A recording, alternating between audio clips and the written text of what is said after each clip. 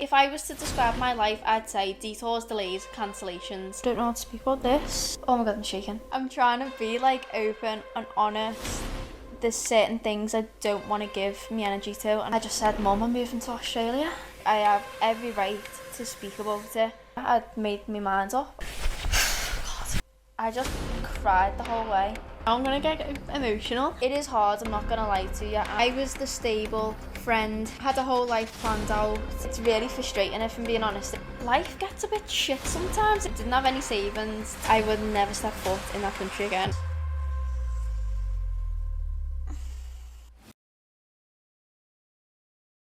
Welcome to the One Way Pod. I'm Hallie. There's that little cheesy introduction out the way. Guys, I'm not gonna lie, I'm so scared to do this. I mean, I've been giving it the big uns on Instagram, but this is petrifying, I can't lie. This is my first go at it, guys. I'm not gonna lie to you. I'm not a pro. I don't know what I'm doing. I done YouTube 4 or 5 years ago back in lockdown, and I watched some of them back the other day, and I just don't know where I got that confidence from, because them videos were actually shocking. I don't know how anyone watched them, and some of them got like 3,000 views. Like, I genuinely don't know. And you know what, I'll probably look back at these in a few years' time and think, where did I get the confidence from to post that? But we've all got to start somewhere, and yeah, let's go from here. For the first video, I wanted it to just be really light-hearted and not too much, like, too in-depth about stuff.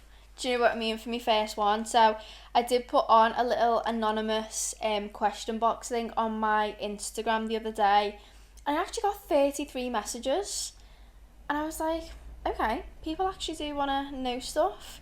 So it's all anonymous. I don't know who's put what. I'm going to go through a few different questions or whatever people have sent in, and I feel like hopefully there'll be some questions that I won't have to like bring up myself. Does that make sense? I don't really want to sit here and be like, hi, I'm doing this, I do this, I'm this. I'd rather be asked and then I'll speak about it, because yeah, I don't know how to explain it. Oh, this is a good one actually. You look like you give good advice. I actually do give really good advice, but I struggle to take my own advice, and I feel like that is so many people. But I'm so good at giving advice, and sometimes I listen to myself like speaking and I'm like, that was really good, where did you get that from? Like, you need to tell yourself that sometimes. I'd say, what things will the podcast be about? Okay, I don't really know how to word this one. It's basically just life, to be honest. I put a little story on my Instagram today, and it was like detours, delays and cancellations. If I was to describe my life, I'd say detours, delays, cancellations.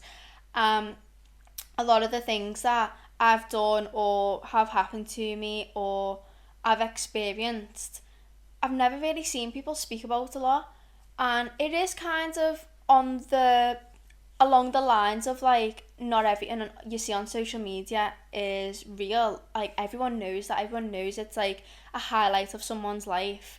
Right now you see me sitting here, but you can't see the mess that's behind this screen, and this is basically just an insight into my life as a 21-year-old. And life gets a bit shit sometimes. It can be proper messy. You don't really know how to navigate things, and I've just never really found someone that I could relate to in certain situations that were like happening with me or going on in my life. So I feel like, yeah, maybe I could be that person for someone else who's going through certain things. Sorry, I'm just flicking through some of these questions. I feel like you have lived a million lives. So do I. Actually, so do I. I actually have lived a million lives, honestly. You name a topic or like a job, I've probably done it. Would you ever come back to Dubai? For a holiday, yeah, 1,000,000%. But if you asked me that this time last year? Yeah, this time last year, if I'd go back to Dubai even for a holiday, I would say I would never step foot in that country again. I'm not gonna lie to you. But I've moved past that point, and I would go back for a holiday. What's made you want to start a podcast? Honestly, I've always said I'd love to do a podcast, and all my friends, like, when I'm telling them some of, like, situations I'm going through, or, like, stories that I've got, they're like, you should have a podcast, like, you should speak about this. When I started, like, actually seriously thinking about starting it, I was like, oh yeah, but then I've got to get a camera, I've got to get this, I've got to get that, like, it's too much money, I can't really fork out $1,000 to just go and spend on equipment to do something that's just going to be like a hobby. And then the other night I was like, do you know what, my podcast is going to be about like real stuff, real life situations, and the reality is I can't just go out and fork $1,000 out on like podcast equipment and cameras and stuff like that. So I just thought, you know what, that is real. Like, me sitting here videoing this on my phone that is smashed to pieces is the reality of it, and I'm just keeping it. I'm keeping it real, okay? But yeah, I was just like, do you know what? I'm just gonna make do with what I've got and just start it, because my whole like thing behind this podcast is like, everything doesn't have to be like clean and polished or like go to plan, or do you know what I mean? Like, sometimes you've just got to start at where you are and stop waiting for something to happen, or waiting until you have a certain thing to actually start something. Like, just start it, there's actually nothing stopping you. I'm getting all aggy as well. Okay. Did you find it hard leaving family and friends when you moved away? I really want to move abroad, but feel so guilty leaving friends and family. Yeah, it is hard leaving friends and family. I first moved away when I was 18, and to be honest, it didn't feel like I was moving away. It was just like, I didn't really want to move to Dubai in the first place. So I just seen it as like a holiday, and I just thought, oh, as soon as I don't like it, I'll come home. So I didn't actually plan on being there for as long as I was there for. So I was like really naive moving over at such a young age. I didn't have any savings, didn't have a job. I was literally freshly turned 18 and just thought, see you later. So because like I didn't see it as like a permanent thing or like a big thing, I didn't really think much about it, to be honest. It wasn't that bad. Like, I didn't have like a leaving party or anything like that. I just thought like, oh yeah, I'm gonna go to Dubai and just see how it goes. Everyone says like, oh, it gets easier the longer you live away, but it really doesn't. I feel like it actually gets harder the older people get, and like, I've got brothers and sisters who were 3 when I left and they're 7 now. So it's like, they didn't really understand that I was leaving, so it was a lot easier to leave them when they were so young. But now it's like, they're crying saying, why do you have to leave me, or like, why can't you live with us anymore? And it's heartbreaking to say goodbye, and it kills me even thinking about it now. I'm gonna get emotional. Yeah, the guilty feeling will always stay with you. You always feel guilty about not, like, choosing to not be with your friends and family. But what I will say is, every time I've come home to visit, nothing's really changed. People get older, and that's the hardest thing. But you have got to be selfish and think, I don't want to be in this country. Like, if you don't want to, your friends and family should just want you to be happy. And if that's in a different country, then just go for it. Like, I'm the first person to tell someone to book a one-way ticket. This explains the name of this podcast, because me and one-way flights, we are like this, I'm not gonna lie. Oh, what are your most toxic traits? I'm very indecisive. Very, very indecisive. I'm too scared to make a decision in case it's the wrong decision. So usually I don't make a decision, and then I regret that even more. I find it very hard to trust my own feelings sometimes. Because of situations where I've convinced myself to feel a certain way. So then when I actually do like have a feeling, and I sit there and I think about it, I start second guessing myself and thinking, have I just convinced myself I feel like this? It sounds really strange, I don't know how to explain it. But yeah, I find it hard to just like go with my gut sometimes and believe my own feelings. Like, it's really strange. And I don't know if that's worded right at all, but I'm just gonna leave that as one as well. This one is, would you ever go travelling?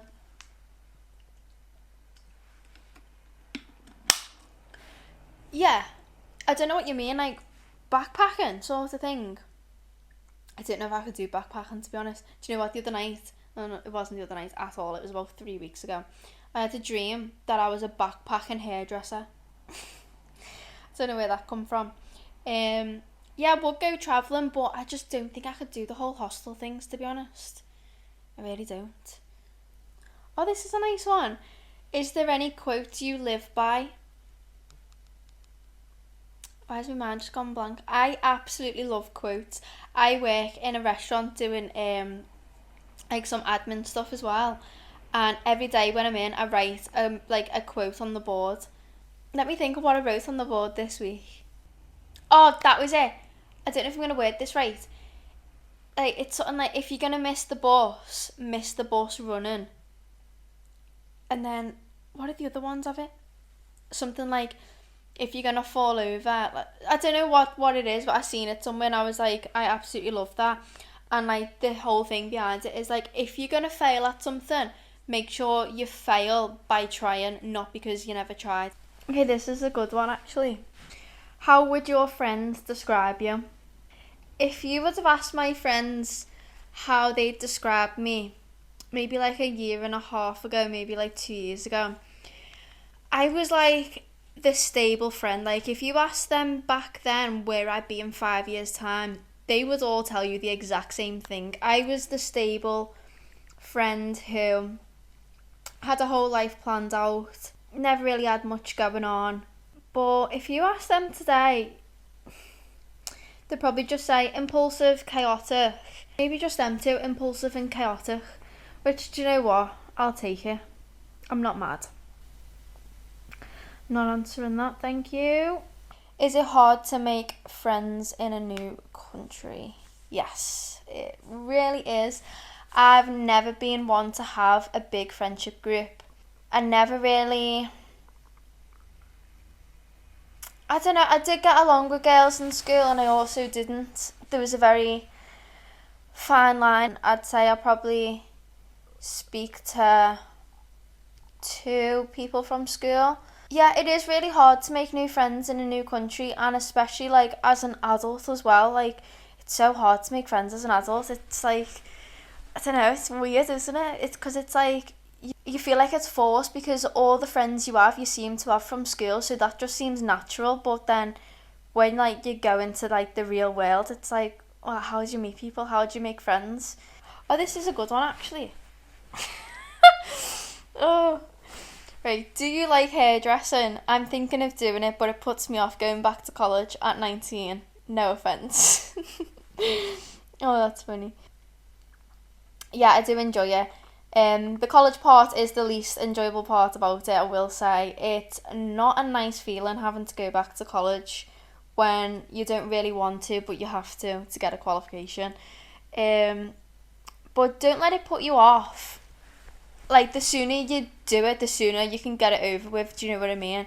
But it is hard, I'm not gonna lie to you, and when I like realised I'd have to go back to college, I felt like the biggest, not failure, but like I don't know, I just felt so embarrassed having to go back to college, and I don't know why, because I feel like it's because it's not like I was starting university where like people would be my age, but I was going back to college that like it's just like 16, 17-year-old girls in my class, and I'm there like 21 just sitting there like, oh my god, like I don't feel like I should be here. Like, it's really strange. It's a strange feeling. Severely out of place.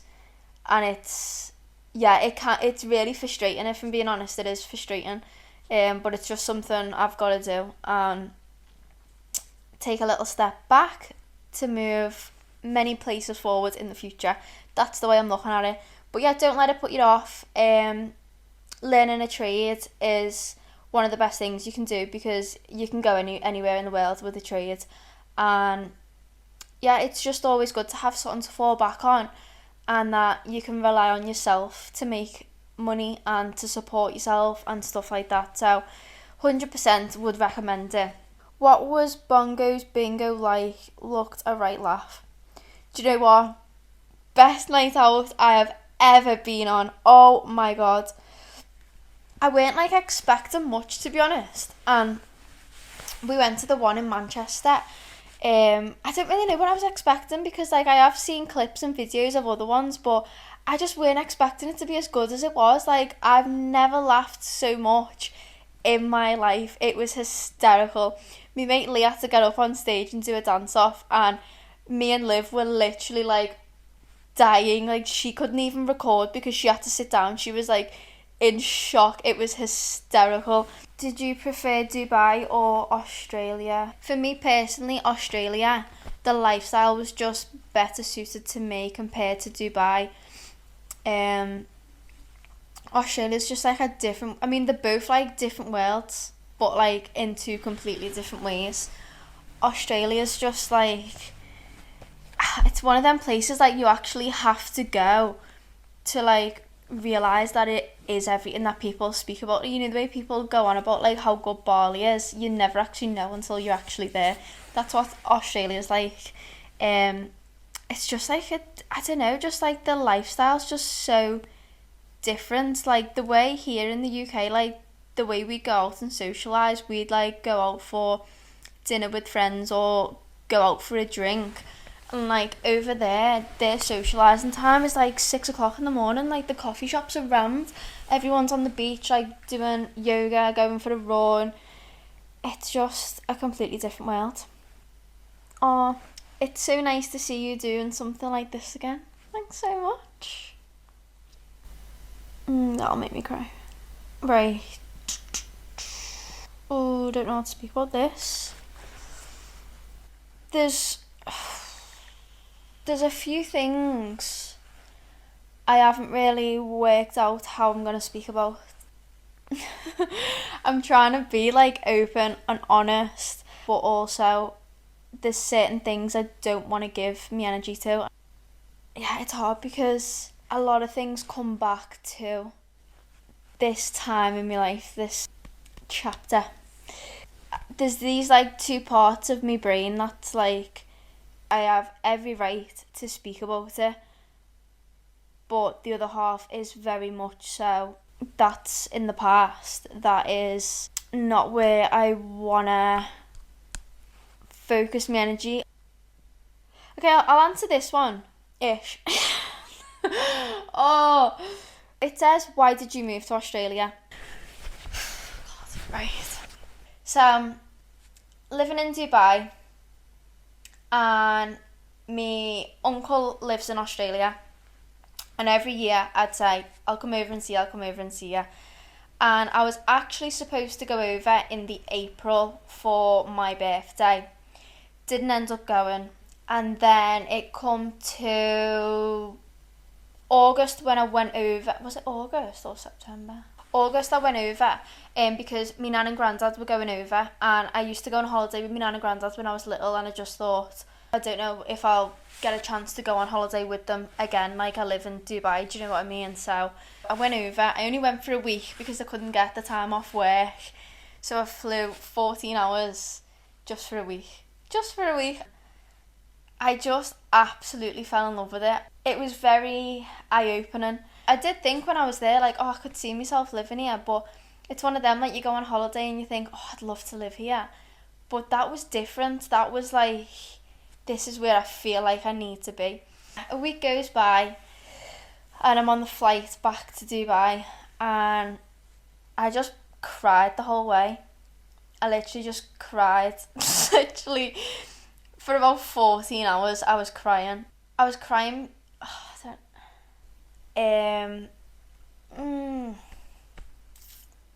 Yeah. I didn't want to go back to the life that I was living in Dubai. Oh my god, I'm shaking. When I got home, yeah, I'd made my mind up. Within probably about an hour and a half of me landing, booked a flight for 2 days later. I basically FaceTimed my mum and she was expecting me to just be like, oh, I'm back, you know, I landed safe, blah blah blah, and I just said, Mum, I'm moving to Australia, and she said, right, what can I do? How do I get you there as soon as possible? And then I was in the UK within 3 days, so it was hectic. It was hectic, and there's a lot of backstories, there's a lot of reasons, there's a lot of everything that goes into that. Yeah, that's all I'll go into that. If you did watch or listen, thank you so much. I really do apologise, it's not clean, it's not polished, but we'll get there one day. But yeah, again, thanks so much for listening, and I'll see you in the next episode.